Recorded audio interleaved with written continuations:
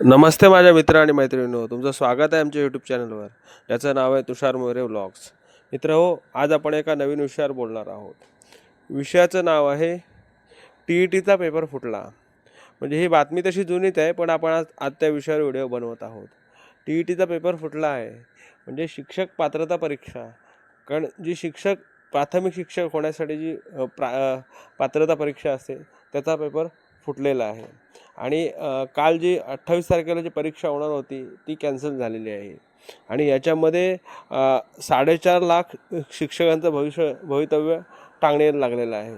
मला वाटतं की भाजप सरकार नक्की काय करत आहे तेच मला समजत नाही आहे. कारण यांची एकही एक्झाम एकावेळी होत नाही. कारण जो पहिला नीटचा पेपर जो फुटला होता त्याची एक्झाम देखील सरकारला पुन्हा एकदा घ्यावी लागली होती. आणि आता TETची पण जी काल होती ती परीक्षा कॅन्सल झाली. त्याच्यामुळे सरकारला आता ती पुन्हा एकदा परीक्षा घ्यावी लागणार आहे. आणि याच्यामध्ये जे काँग्रेसने शिक्षण मंत्र्यांचा राजीनामा मागितलेला आहे. दादा भुसे आहेत, त्यांचा राजीनामा काँग्रेसनं मागितला आहे. आणि यासाठी प्रणिती शिंदे याच्या नेतृत्वाखाली आंदोलन केलं होतं. आता बघा, हे जे कॉक्रोच जनता पार्टीचे आता नवीनच तयार झाले तरुणांची, ते जे अध्यक्ष आहेत, त्याने ते काय म्हणाले ते बघा, तुम्हाला मग समजेल काय म्हणतात ते. महाराष्ट्र में TET का पेपर लीक हुआ है। एक दिन कल को वो पेपर होने वाला था, एक दिन पहले पेपर रद्द किया जाता है। तो इससे तो इतना साबित हो गया, चाहे नेशनल लेवल हो चाहे स्टेट लेवल हो, बीजेपी की जो सरकार है वो एक भी पेपर इस देश में नहीं करवा पाती। बिना पेपर लीक हुए या बिना एग्जाम कैंसिल हुए बीजेपी की सरकार एक भी पेपर नहीं करवा पाती। ये बात तो क्लियर हो गई, सबको समझ आ चुकी है। डबल इंजन की सरकार, डबल इंजन जो है इनका वो डबल लीक बन चुका है।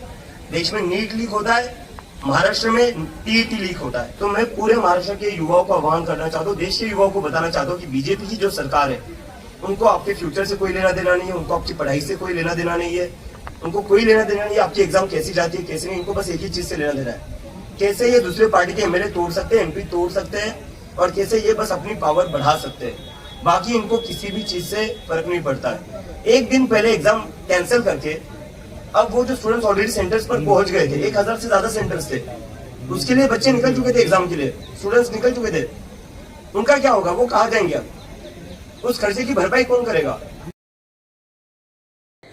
आता तुम्ही अभिजित दिपकेंचे व्हिडिओ बघितला असेल की ते काय म्हणाले आहेत. ते म्हणत आहेत की भाजपचा कोणत्याच गोष्टीवर कंट्रोल नाही आहे आणि सरकार एकाच वेळी एक एक्झाम घेऊ शकत नाही. माझं म्हणणं आहे की ते म्हणत आहेत ते एकदम बरोबर आहे. कारण सरकारचा कोणत्याच गोष्टीवर कंट्रोल नाही आहे आणि प्रत्येक वेळी एक्झाम त्यांना घ्यावीच लागत आहे. आणि यांचे पेपर नेहमीच फुटतात कसे.